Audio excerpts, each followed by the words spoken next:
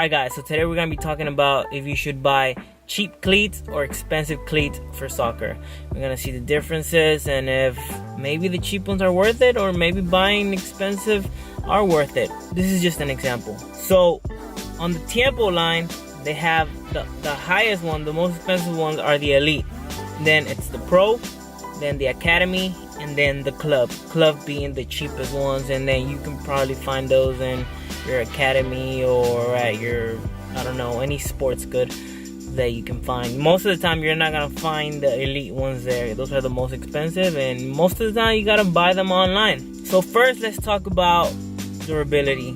A lot of people might think, well, I gotta buy the most expensive soccer cleats because they're gonna last me longer. Buy the cheapest ones, they're not gonna last as long, and that's just not true. So in durability, most of the times, if you buy the cheapest ones, they're not gonna last because they're so badly made that it's pointless sometimes. And if you buy the most expensive ones, they're most of the times, or a lot of the times, they're not gonna last because they're made so thin that maybe with like a tackle or something, your shoelaces can rip, or there's a lot of cases where there's been holes on the shoes because the uppers now, they're so thin, especially on synthetics. You don't have that much of a problem in leather shoes, but a lot of people, most people use synthetic. I'm gonna give you an example, and even though this one's a leather, this is, I don't know if you remember, it doesn't even look like a shoe anymore because it's so old, but I've had these for a long time. I can't use them anymore, but here you can see the sole plate is starting to split, and then on the other shoe you can see the stitching here ripping. So these were back in the day, probably $200, I'm not sure. This is the Adizero F50 leather, long time ago, most expensive model, and I honestly didn't use them that much. Yeah, they look all beat up, but I really didn't use them that much. And look at the inside, it all like tore. So I've also had other cases that I've had just holes on them with they rip like in a month. But yeah, most of the time on the most expensive model, you're gonna see this problem first. It's starting to like fall apart here, and that's because most of the time the most expensive are not made to be played every day. They're made for just game days, and a lot of people that buy them have practices all week and shouldn't use the shoe every day because they're not gonna last. And now other times I've had expensive shoes that I've used them like all the time and they look like brand new. Look at that. A little bit here too, but that's pretty much it. They look like brand new, just dirty, but they've lasted me forever and I've used them a lot. Now, I don't have cheap shoes that have fallen apart on me because I don't have them anymore. I just throw them away. But I have these that also, they're like the cheapest model. And same problem here. It's kind of normal. But they've lasted me forever. So what I would say on durability is most of the time, expensive synthetics are not going to last a long time. And on cheap synthetics, they're not going to last a long time. But leather shoes usually last longer, both on expensive and on cheap. So that's on durability. Next thing is comfort. Most of the time, expensive shoes are going to be more comfortable because they put more time on the shape of the shoe and seeing how it's going to fit. A lot of the times, cheap shoes are not that comfortable because they just make like a kind of like a random shape. It's not even molded to your foot, and it's not that comfortable.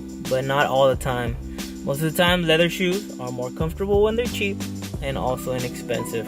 And most of the time, cheap synthetics are so uncomfortable. So in comfort or feeling the ball and things like that, I would recommend you getting a more expensive shoe because normally they're gonna be more comfortable. But once again, leather shoes seem to just fit better and expensive and in cheap. Now, if you want a synthetic shoe that is affordable, you should try to look for something that's on sale. Or an example is in the Mercurial. Let's say you want a Mercurial. don't buy the club, the Vapor Club. No, maybe try to look for an academy or for a pro model, but never go for the club, the cheapest one. Don't do that. They're not gonna fit good. They're probably not gonna last long because they're synthetic, and they're gonna be so uncomfortable. So spend a little more money if you want a synthetic shoe. If you want a leather shoe, this is an example right here. I have the Tiempo Academy. I'm gonna make a video on these, but these are around 60 bucks. I actually got them on sale for like 25, so that's cheaper than the club one. And I'm pretty sure I've had the lowest Tiempos from like 2010 or 2009, where they used to have them. I used to have the most expensive kind and the cheapest kind, and honestly, the cheapest kind lasted way longer. I feel like the leather got softer before the most expensive ones. So for a leather shoe, you could go for the cheapest one, but if I was you, just go a little bit higher and you can get some that are a little more expensive, but better made, lighter, and just all around better. So in my opinion is, if you don't have money and you have to buy the cheapest shoes, buy a leather shoe.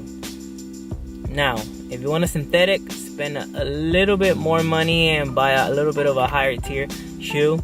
Always do your research, and if you have the money to buy a expensive shoe, I would recommend you using those expensive shoes for game days.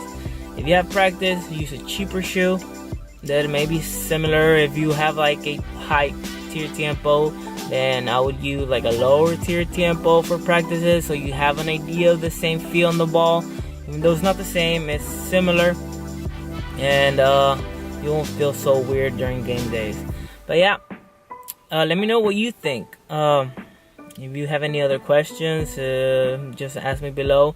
And another thing, we've been having really good views on this channel, and if you watch them and you like it, don't just subscribe.